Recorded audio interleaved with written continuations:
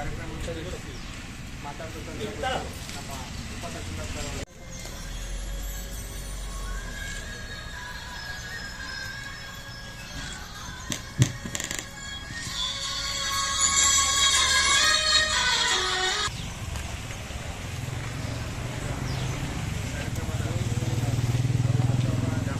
ನಾವು ಗ್ರಾಮ ಪಂಚಾಯತಿ ಮಟ್ಟದಲ್ಲಿ ಪಿಂಚಣಿ ಅದಾಲತ್ ಮಾಡಿಸಿ ಅಂತೇಳಿ ನಿಮಗೆ ಆದೇಶ ಆಗಿದೆ.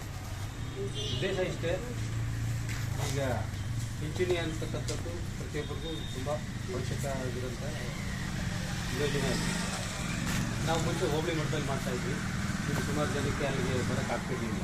ಈಗ ಪಂಚಾಯತಿ ಮಟ್ಟದಲ್ಲೇ ಮಾಡ್ತಿರೋದ್ರಿಂದ ನಾವು ಪಂಚಾಯತಿ ವ್ಯಾಪ್ತಿಯಲ್ಲಿ ಬರ್ತಕ್ಕಂಥ ಎಲ್ಲ ಗ್ರಾಮಗಳಲ್ಲೂ ನಮ್ಮ ಸಿಬ್ಬಂದಿಯವರು ಮನೆ ಮನೆಗೆ ಭೇಟಿ ಕೊಟ್ಟು ದಾಖಲಾತಿಗಳು ಕಲೆಕ್ಟ್ ಮಾಡಿ ಈಗಾಗಲೇ ಆದೇಶ ಕಾಪಿಯನ್ನು ಕೂಡ ನಾವು ರೆಡಿ ಮಾಡಿದ್ದೀವಿ. ಒಂದು ವೇಳೆ ಪಿಂಚಣಿಗೆ ನೀವೇನಾದರೂ ಹೊಸದಾಗಿ ಅರ್ಜಿ ಕೊಡಬೇಕು ಅಂದ್ರೂ ಕೊಡ್ಬೋದು, ಅಥವಾ ಪಿಂಚಣಿಗೆ ಸಂಬಂಧಪಟ್ಟಂಥ ಏನಾದರೂ ನಿಮ್ಗೆ ಸಮಸ್ಯೆಗಳಿದ್ದರೂ ಕೂಡ ನಾವೀಗ ಮುಖ್ಯವಾಗಿ ಚರ್ಚೆ ಮಾಡೋದಕ್ಕೆ ನಾವು ಈಗ ಕಾರ್ಯಕ್ರಮ ಮಾಡ್ತಾಯಿದ್ದೀವಿ. ನಿಮಗೆ ಗ್ರಾಮದಲ್ಲೂ ಕೂಡ ನಮ್ಮ ಸಿಬ್ಬಂದಿಯವರು ಬಂದಿದ್ದಾರೆ, ದಾಖಲಾತಿಗಳು ಕಲೆಕ್ಟ್ ಮಾಡಿದ್ದಾರೆ. ಒಂದು ವೇಳೆ ನೀವು ಈಗ ಕೆಲವು ದಾಖಲಾತಿಗಳು ಇರುತ್ತೆ ನಿಮ್ಮ ಹತ್ರ, ಈಗ ಇದು ಕೊಡ್ಬೋದು. ಮಿಕ್ಕಿದ ಡಾಕ್ಯುಮೆಂಟ್ಸ್ ನೀವು ನಾಳೆ ನಾಡ್ದು ಅಥವಾ ನಿಮ್ಗೆ ಯಾವಾಗ ಅನುಕೂಲ ಆಗುತ್ತೋ ಅವಾಗ ಕೊಡ್ಬೋದು. ಏನು ಇವತ್ತೇ ಇದು ಮುಗಿಯುವಂಥ ಕಾರ್ಯಕ್ರಮ ಅಲ್ಲ. ಈ ಪಿಂಚಣಿ ಅಂತಕ್ಕಂಥದ್ದು ಪ್ರತಿದಿನವೂ ಅಥವಾ ಪ್ರತಿ ಇದರಲ್ಲೂ ನಡೆಯುವಂಥ ಪ್ರೋಗ್ರಾಮ್ ಆಗಿರೋದ್ರಿಂದ, ಕಾರ್ಯಕ್ರಮ ಆಗಿರೋದ್ರಿಂದ ನೀವು ದಾಖಲಾತಿಗಳನ್ನ ಕೊಡ್ಬೋದು ಅಂತೇಳಿ ನಮ್ಮ ಸಂಧ್ಯಾ ಸುರಕ್ಷಾ OAP 60 ವರ್ಷದಿಂದ 64 ವರ್ಷದೊಳಗೆ ಏನಿದ್ರೆ ನಿಮಗೆ OAP ಬರುತ್ತೆ. ಅಂದರೆ old age pension, Indira Gandhi old age pension ಬರುತ್ತೆ, 500 ರೂಪಾಯಿ ಬರುತ್ತೆ. 65 ವರ್ಷ ಮೇಲ್ಪಟ್ಟಿದ್ರೆ 1200 ರೂಪಾಯಿ ಬರುತ್ತೆ. ಮತ್ತು ಅಂಗವಿಕಲ ವೇತನ ಶೇಕಡ 75 ಮೇಲಿದ್ದರೆ 1500 ಬರುತ್ತೆ.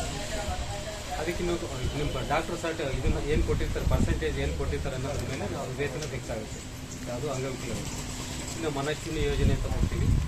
ಆಮೇಲೆ ಮನಸ್ವಿನಿ ಮೈತ್ರಿ ಅಂದರೆ ತೃತೀಯ ಲಿಂಗ ಅದಿದ್ರೆ ಅದನ್ನು ಕೂಡ ಕೊಡ್ತೀವಿ. ಆ ಥರದ್ದು ಇದುವರೆಗೂ ನಮ್ಗೆ ಯಾವುದು ಕಂಡು ಬಂದಿಲ್ಲ ಅನಿಸುತ್ತೆ. ಯಾವುದೂ ಇಲ್ಲ, ತೃತೀಯ ಲಿಂಗ ನಮ್ಮ ಹೋಬಳಿನಲ್ಲಿ ಯಾವುದೂ ಇಲ್ಲ.